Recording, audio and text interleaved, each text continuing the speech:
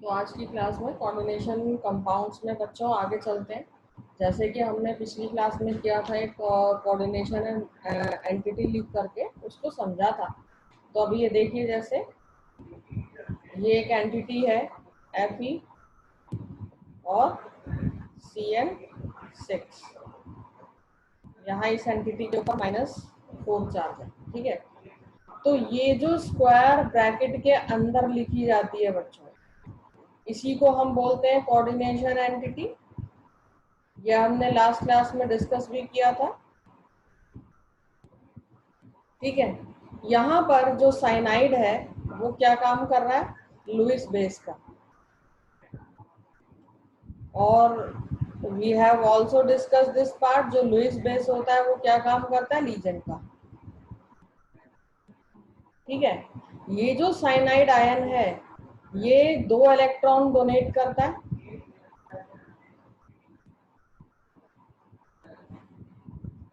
ठीक है। अब देखिए,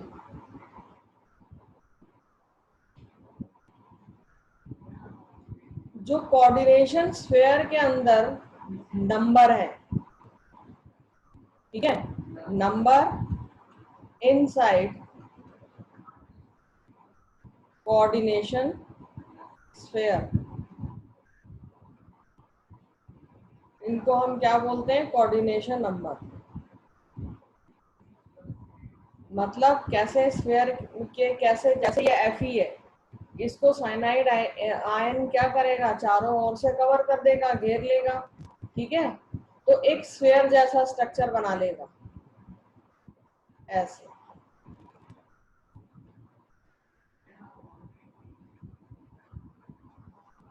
ठीक है। यहाँ पर, यहाँ पर तो आप क्या देख रहे हैं? ये एक स्फीयर जैसा स्ट्रक्चर बन गया। तो कोऑर्डिनेशन नंबर हम कैसे कैलकुलेट करते हैं बच्चों? कि जो भी लीगेंड होता है उसने कितने लोन पेयर डोनेट किए, ठीक है, उसी को हम बोलते हैं coordination number.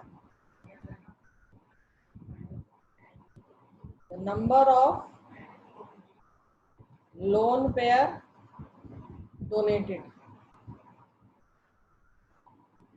Lone pair donated है बच्चों, नंबर ऑफ इलेक्ट्रॉन्स डोनेटेड नहीं है, ध्यान रखिएगा। जैसे ये Cn है, इसके ये -1 होता है इसके ऊपर चार्ज। इट मीन्स क्या? कि इसके पास 1 लोन पेयर है, ठीक है। तो इसका कोऑर्डिनेशन नंबर क्या हो जाएगा यहाँ पर? 1, ठीक। तो ये जो कोऑर्डिनेशन नंबर है ये क्या बताता है हमें? कि total number of sigma bond form,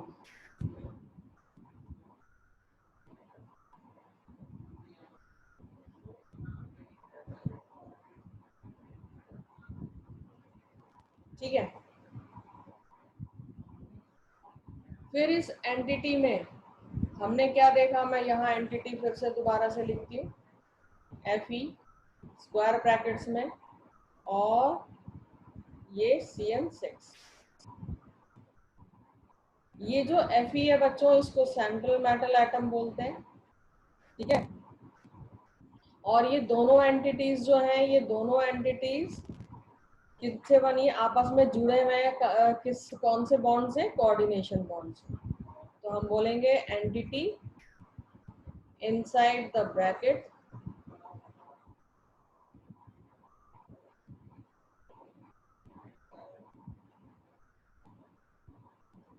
are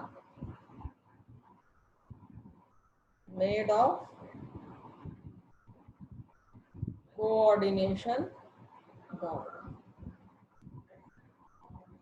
देखिए कैसे, Fe और लोन पेयर कौन डोनेट कर रहा है? साइनाइड आयन, ठीक है। तो इसलिए एरो की डायरेक्शन क्या होगी? यहाँ पर। तो ये जो है, जो बॉन्ड बन रहा है Fe और Cn के बीच में, इसी को कोऑर्डिनेशन बॉन्ड बोलते हैं, ठीक है। अब ये जो एंटिटी है स्क्वायर ब्रैकेट के अंदर, ये भी हम डिस्कस कर चुके थे कि ये रेडली एक्वस सॉल्यूशन में ब्रेक नहीं होती, ठीक है, क्योंकि ये फ्री स्टेट में पाई नहीं जाती। और नॉर्मल कंडीशन में तो आप बिल्कुल तोड़ ही नहीं सकते। अब यहाँ पर क्वेश्चन आता है कि क्यों? क्योंकि इन दोनों के बीच में जो बॉन्ड बना हुआ है वो क्या है? Coordination bond. दोनों ही एंटिटीज आपस में कोऑर्डिनेशन बॉन्ड से जुड़ी हुई है, इसीलिए एक्वस सॉल्यूशन में आप इनको ब्रेक नहीं कर सकते। ठीक है, ये पॉइंट मैं लिखवा भी देती हूँ। द स्क्वायर ब्रैकेट एंटिटी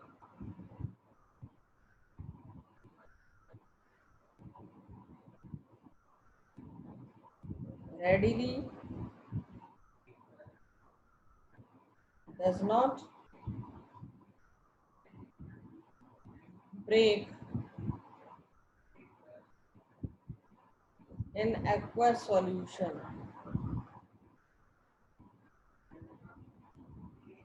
ठीक है, under normal conditions.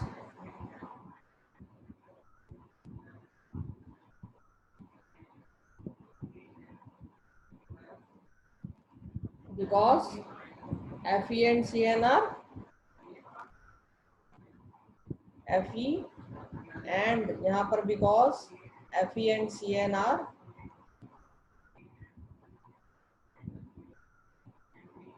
joined with coordination bond। ठीक है, अब सिर्फ ये तो हमने एग्जांपल आपको समझाने के लिए बताया कि कोऑर्डिनेशन बॉन्ड है, ठीक है। लेकिन आप क्या देखेंगे कि मान लीजिए ये अभी पूरा स्ट्रक्चर नहीं है, यहाँ पर हमने CN6 लिखा था और ये क्या यहाँ पर आपको समझाने के लिए 4 माइनस। अब इस माइनस चार्ज को बैलेंस करने के लिए हमें काउंटर आयन प्लेस करना पड़ता है। ये क्या हो गया? पोटेशियम। ये क्या है? Counter ion. सिर्फ ये क्या करता है? चार्ज को बैलेंस करता है। अगर इस स्क्वायर ब्रैकेट के अंदर पॉजिटिव चार्ज होगा, ये एंटिटी जो होगी उसके ऊपर as a whole positive charge होगा, तो यहाँ बाहर क्या हो जाएगा? एनायन। अभी हमने क्या प्लेस किया? कैटायन। ठीक है, use to balance charges.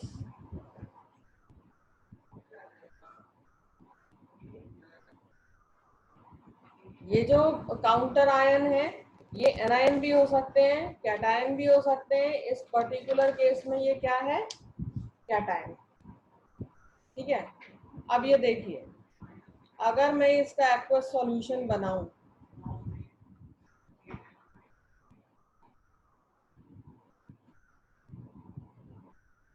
Aqueous solution कैसे बनेगा? वाटर मिक्स करना पड़ेगा हमें। तो ये 4 तो पोटेशियम के आयन सेपरेट हो गए। ये एंटिटी जो कि स्क्वायर ब्रैकेट के अंदर है ये एज इट इज ही रहेगी।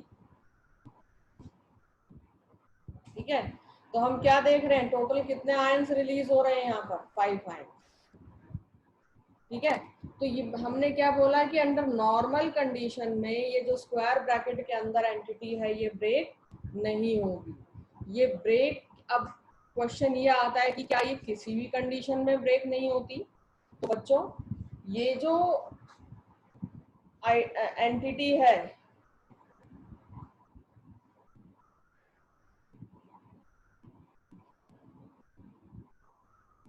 ये ब्रेक होती है। कब होती है ब्रेक?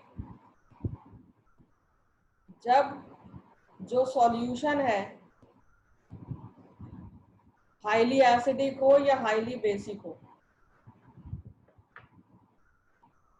ठीक है, हाईली एसिडिक का मतलब क्या हो गया? H+ आयन ज्यादा रिलीज हो। हाईली बेसिक का मतलब क्या हो गया? कि हाईली एल्कलाइन हो, मतलब OH- आयन ज्यादा रिलीज हो। या हम एक्सट्रीम कंडीशंस याद कीजिएगा। एक्सट्रीम कंडीशन क्या होती है? और कि आप बहुत ही ज्यादा हीट सप्लाई करते हैं, तो ये जो एंटिटी है ये तभी ब्रेक होगी। ठीक है, तो अनलाइक अभी हमने पढ़ा था ना डबल सॉल्ट। डबल सॉल्ट क्या होते हैं? कि वाटर मिलाएंगे और ये जो है कंप्लीटली डिसोसिएट हो जाते हैं। तो unlike double salts,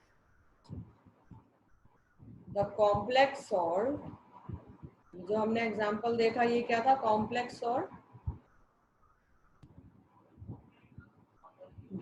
don't dissociate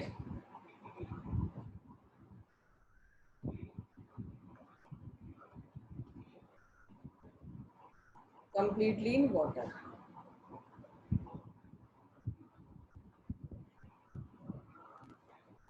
ठीक है, ये पूरी तरह से डिसोसिएट नहीं होते। ठीक है, अब आ जाते हैं कोऑर्डिनेशन कंपाउंड्स की क्लासिफिकेशन पे।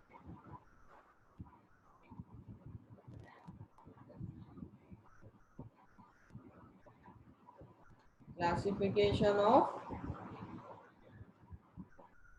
Coordination compounds.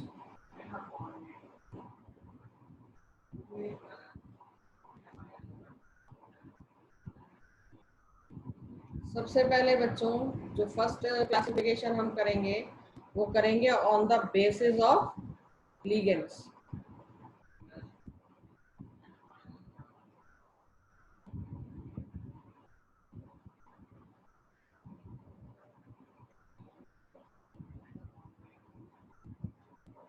ठीक है, तो लिगेंड्स को बेस बना करके सबसे पहला हमारा जो आया टाइप वो आया होमोलेप्टिक। होमोलेप्टिक होमोलेप्टिक क्या होता है बच्चों? अगर जितने भी सेंट्रल मेटल एटम से जो लिगेंड्स अटैच्ड हैं अगर वो सेम है तो वो क्या हो गया? होमोलेप्टिक। ठीक है, if all the ligands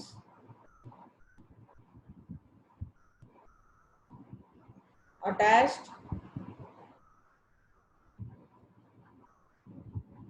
to central metal atom are same। जो अभी हमने ऊपर एग्जांपल देखा था Fe6 का, वो क्या होता है? होमोलेप्टिक का ही एग्जांपल है ना। ये सेंट्रल मेटल एटम और इससे 6 लिगेंड्स अटैच है और वो सारे क्या है? साइराइड। तो ये क्या हो गया? होमोलेप्टिक लिगेंड का एग्जांपल। ठीक है, लिगेंड सिर्फ एक ही है। फिर नेक्स्ट आते हैं बच्चों हेट्रोलेप्टिक लिगेंड्स।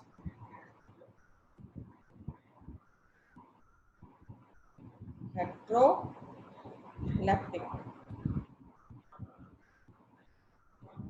अगर सेंट्रल मेटल एटम से डिफरेंट लिगेंड्स अटैच्ड है तो वो हेट्रोलेप्टिक होते हैं। If different ligands are attached to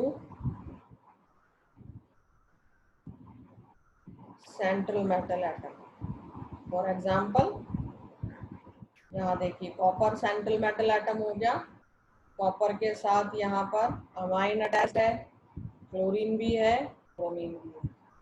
यहाँ पर देख रहे हैं 3 डिफरेंट लिगेंड्स अटैच्ड है, तो ये एग्जांपल हो गया हेट्रोलेप्टिक।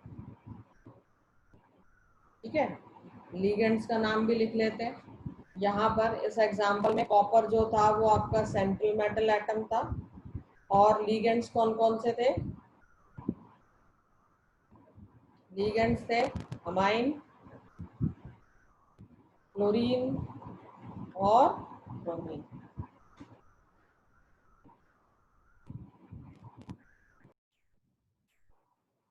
नेक्स्ट आ जाता है बच्चों on the basis of charge, coordination number के टाइप्स।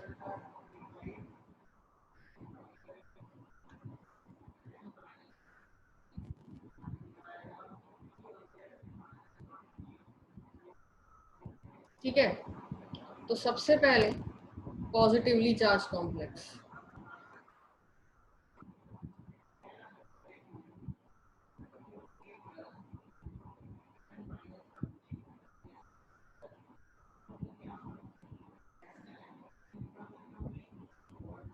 ठीक है, तो कोऑर्डिनेशन एंटिटी पॉजिटिवली चार्ज होगी। कैसे होगी? देखिए, coordination entity is positively charged. देखिए कैसे एग्जांपल लेते हैं।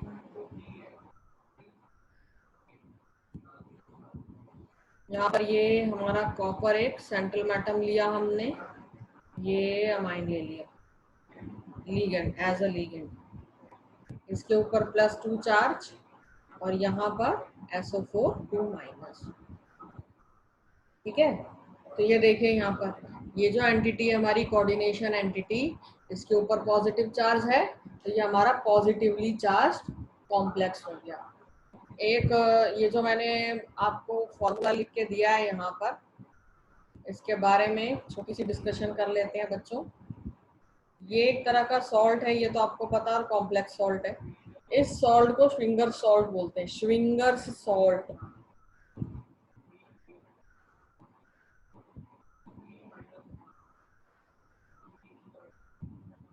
ठीक है, और ये डीप ब्लू कलर का होता है।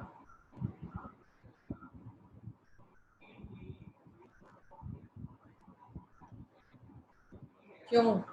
क्योंकि आप क्या देख रहे हैं यहाँ पर कॉपर आयन प्रेजेंट है ना, ड्यू टू कॉपर आयन। ठीक है, अब देखिए कैसे फॉर्म होता है ये बता देती हूँ। ये जो कॉपर आयन है इनका तो कलर लाइट ब्लू होता है, मैं यहाँ बता दूँ, यहाँ भी लिख लीजिए, क्योंकि कलर से रिलेटेड क्वेश्चन बहुत पूछे जाते हैं। ये लाइट ब्लू कलर के होते हैं। तो कॉपर सल्फेट जो कि लाइट ब्लू कलर का है, इसका रिएक्शन कराएंगे अमाइन से, अमोनिया से। यहाँ पर जो कॉम्प्लेक्स बनेगा, देखिए कॉपर, फिर ये अमाइन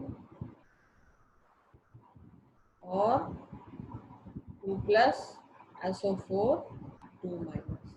ये जो सॉल्यूशन बना ये डीप ब्लू। ठीक है, और ये रिएक्शन कहाँ पर यूज होता है बच्चों?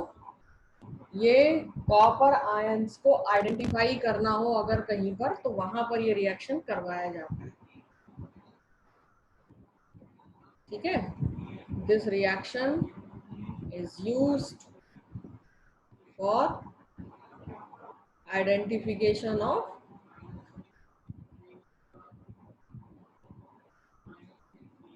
Copper ions. ठीक है, अब चलते हैं नेगेटिवली चार्ज्ड कॉम्प्लेक्स पे।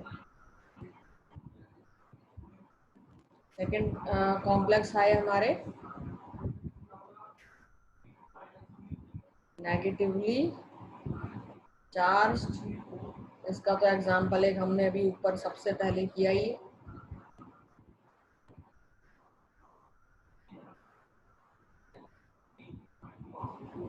ठीक है, तो यहाँ पर जो कॉम्प्लेक्स होगा वो क्या होगा? नेगेटिवली चार्ज होगा।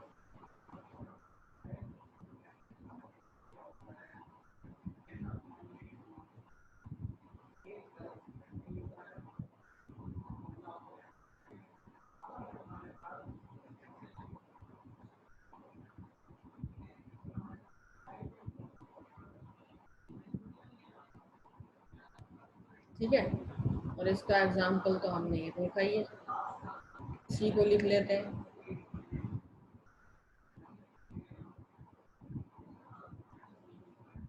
ठीक है, जो तीसरे तरह के कॉम्प्लेक्स होते हैं बच्चों, वो न्यूट्रल कॉम्प्लेक्स होते हैं। ठीक है,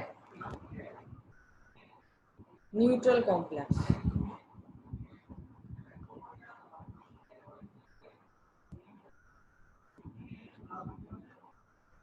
न्यूट्रल कॉम्प्लेक्स का मतलब क्या हो गया कि इन पर, यहाँ पर जो एंटिटी होती है कॉम्प्लेक्स एंटिटी, उसके ऊपर कोई चार्ज नहीं होगा, no charge on complex entity.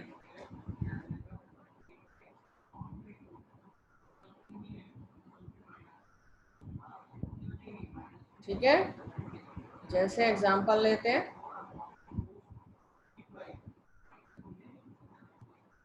यहाँ सेंट्रल मेटल एटम निकल लिया हमने और CO। ठीक है, कार्बन मोनोऑक्साइड कार्बोनिल ग्रुप हो गया ना ये। फिर यहाँ पर सेंट्रल मेटल एटम हमने आयरन लिया और इसके साथ भी ये कार्बन मोनोऑक्साइड। ठीक है, तो जहां पर भी कभी सेंट्रल मेटल एटम से कोई कार्बोनिल ग्रुप जुड़ा हो, ठीक है, वहां पर उस एंटिटी पे जो चार्ज होगा वो क्या हो जाएगा, न्यूट्रल। ठीक है, और जब भी carbon monoxide as a ligand act करेगा बच्चों, वो हमेशा न्यूट्रल कॉम्प्लेक्स फॉर्म करेगा। ये भी आप लिख लीजिए, कार्बन मोनोऑक्साइड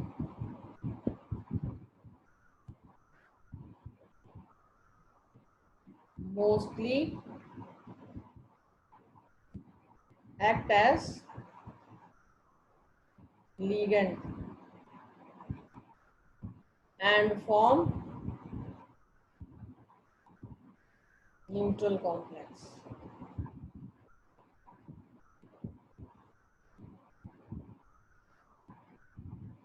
ठीक है, तो एक बार मैं ये न्यूट्रल कॉम्प्लेक्स न्यूट्रल जो लिगेंड्स हैं ये लिखवा देती हूँ, जो कि आपको याद करना है। NO nitrogen monoxide, carbon monoxide, water, ये सब न्यूट्रल लिगेंड्स हैं बच्चों। NH3 ये भी न्यूट्रल लिगेंड है। ये बहुत ही इंपॉर्टेंट है, और भी होते हैं पर मेन जो मोस्टली यही यूज होते हैं, और कभी कोई इनके अलावा यूज आएगा तो हम डिस्कस कर लेंगे, पर मोस्ट क्वेश्चंस में आपको यही दिखाई देंगे। ठीक है, तो यहाँ पर ये types of coordination compounds complete होते हैं।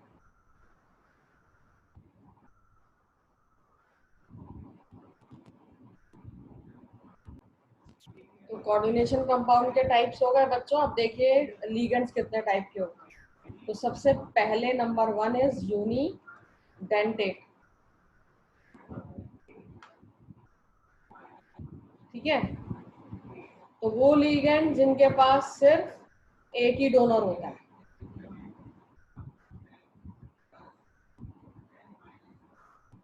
ligands which have only one donor site।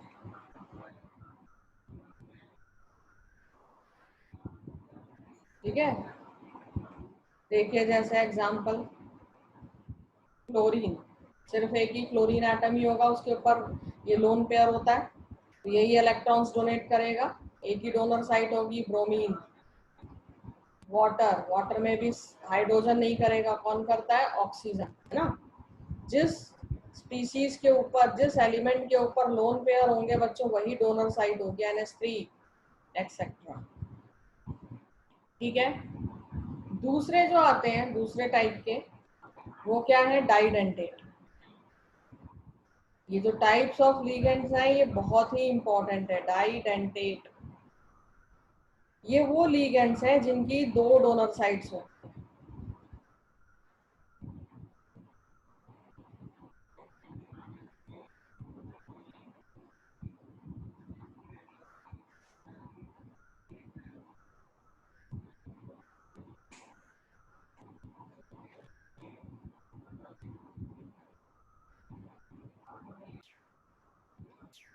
तो दो डोनर साइट्स का मतलब क्या हो गया बच्चों, देखिए जैसे एक फॉर्मूला होता है हमारे पास, डाइथेन डाइअमाइन।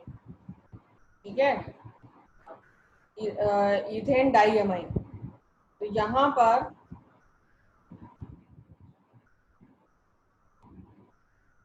इथेन के दोनों कार्बन से आपको क्या दिखेगा, एक amine group attached.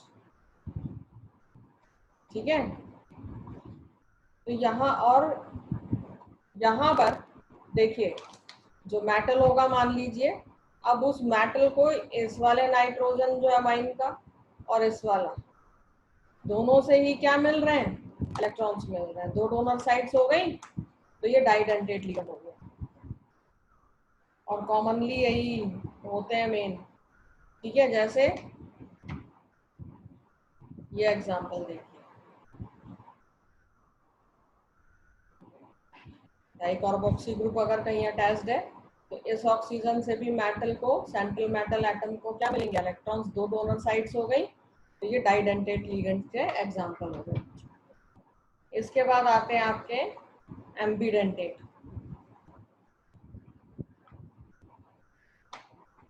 Ambidentate ligands,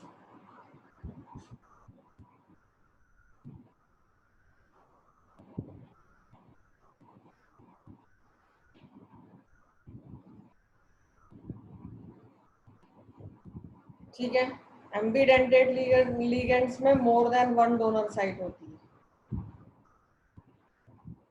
more than one donor site,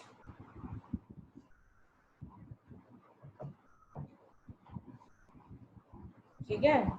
होती तो more than one donor site है, लेकिन सेंट्रल मेटल आयन से सिर्फ एक ही बॉन्ड फॉर्म होता है, but only one bond is form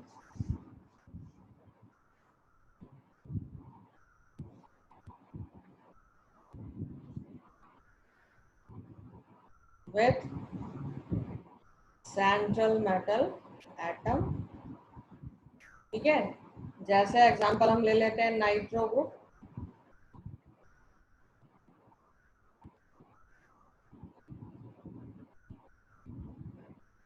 देखिए नाइट्रो ग्रुप बनाते हैं, NO2 होता है ना, ये एक ऑक्सीजन के साथ नाइट्रोजन डबल बॉन्ड बनाता है और एक के साथ सिंगल, लेकिन जो मेटल के साथ अटैच है तो दो डोनर साइट्स, नाइट्रोजन भी है और ऑक्सीजन भी है।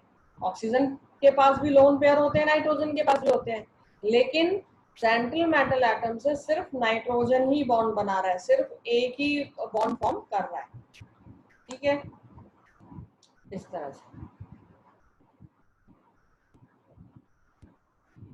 है ना। तो ये क्या, यहाँ पर हम क्या लिख देते हैं, अगर इस ये फॉर्म हो रहा है तो हम लिख देते हैं नाइट्रीटो एन, यानी जिस साइड से भी मेटल, सेंट्रल मेटल एटम से बॉन्ड फॉर्म हो रहा है, तो जब अभी नॉमेनक्लेचर लिखें करेंगे तो उसमें डैश हम एन लगा देते हैं। एन का मीन्स क्या हो गया कि मेटल नाइट्रोजन के साथ बॉन्ड बना रहा है। अब देखिए, मान लीजिए वो मेटल जो है ऑक्सीजन के साथ बॉन्ड बना रहा होता, ठीक है, इस वाले ऑक्सीजन के साथ, तो हम क्या लिखते, नाइट्रीटो, और बॉन्ड किसके साथ है, ओ के साथ, तो ओ, अभी ये नेमिंग में यूज होना है, ठीक है। अब यहाँ देखिए, जैसे थायोसाइनाइड, थायोसाइनाइड का फॉर्मूला,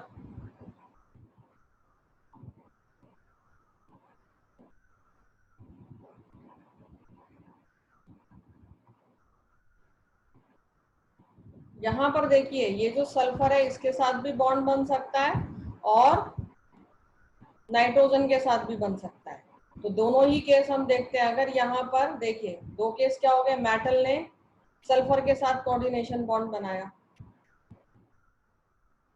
यहाँ मैं बॉन्ड बनाना भूल गई हूँ, ये देखिए ये कोऑर्डिनेशन बॉन्ड इस केस में ऑक्सीजन के साथ बता, यहाँ सल्फर ने मेटल के साथ बनाया, तो ये केस हो गया।